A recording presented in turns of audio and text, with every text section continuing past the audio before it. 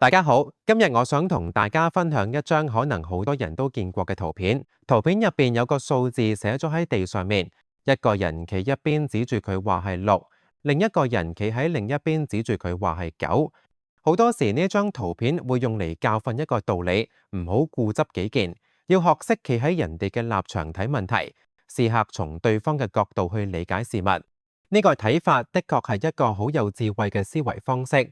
但今日我想從另一個角度去講呢個話題。我想講嘅係，僅僅站喺人哋嘅立場睇問題，其實未必真係夠全面。原因好簡單，每個人嘅思維方式、觀念、知識、背景同常識其實千差萬別。即使你努力去企喺人哋嘅角度，都未必可以真正理解佢哋嘅諗法。同時，人哋嘅常識未必等於你嘅常識。呢一點往往係好容易被忽略㗎。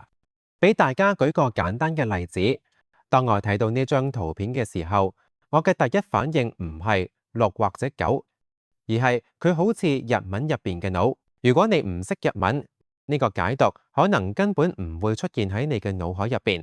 但對於識日文嘅人嚟講，呢個符號就係一個非常自然嘅聯想。再進一步，我會覺得佢好似希臘字母 sigma 嘅簡化版，只不過尾巴長咗啲，或者再抽象少少。我甚至會覺得佢似一個炸彈嘅形狀，有個圓形嘅主體，再加上一條延長嘅引線。咁呢啲意思代表乜嘢呢？每個人解讀事物嘅方式都受到自己知識體系同文化背景嘅影響，大家睇到嘅真相可能完全唔同。即使你努力企喺人哋嘅角度，都可能好難完全感同身受，因為人哋嘅知識、認知習慣、文化環境，甚至人生經歷，可能同你係截然唔同㗎。換句話講，思維嘅差異係無可避免㗎。咁喺呢種情況之下，點樣先可以令大家達成共識呢？好多人可能會建議繼續試下企喺人哋嘅立場睇問題，但我覺得咁樣仍然係解決唔到根本問題。真正有效嘅方法係共同制定一個規則或者條件，俾所有人基於同一個框架去理解事物。俾大家舉個例子，有啲卡牌遊戲為咗避免方向上嘅混亂，會喺圖案嘅上下加條線，清楚標明邊個方向係上，邊個方向係下。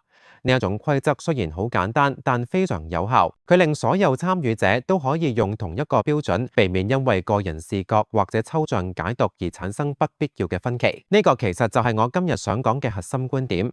與其一直強調企喺人哋嘅立場睇問題，不如制定一個所有人都可以接受嘅統一規則或者條件。咁樣嘅規則可以俾每個人基於同樣嘅標準去溝通同理解。當然，我並唔係話企喺人哋嘅角度睇問題係錯㗎，佢的確可以幫助我哋理解人哋嘅感受，培養同理心。但現實中，人嘅思維差異可能比我哋想象中仲要大，僅靠換位思考可能係唔夠㗎。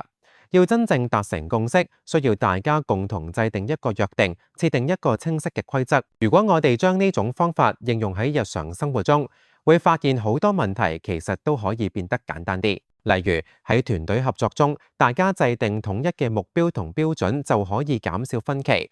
家庭入邊，如果有清楚嘅溝通原則同界限，就可以避免矛盾。甚至喺社會層面，好多衝突嘅根本原因其實都係因為缺乏統一嘅規則。如果每個人都用自己嘅邏輯去理解問題，不停抽象自己嘅答案，就會導致越嚟越多嘅誤解同爭論。所以，與其喺度搞抽象，不如先定義一個清晰嘅規則。例如喺呢張圖片入面，如果我哋可以喺數字嘅頭或者尾加條線，清楚標明方向，咁無論係6定係9，大家都更容易形成一致嘅理解。呢種方法雖然簡單，但可以避免好多不必要嘅爭執。總結一下，今日我想講嘅係達成共識嘅關鍵唔係純粹換位思考，而係制定一個大家都接受嘅統一規則。呢個規則可以俾每個人基於同樣嘅標準去溝通同理解。呢個道理唔單止適用喺圖片入邊嘅6同9，仲適用喺我哋生活嘅方方面面。如果睇完可以俾個讚支持下，覺得順意嘅可以分享俾更多人。明白嘅朋友可以留言話我明白。散會，多謝大家。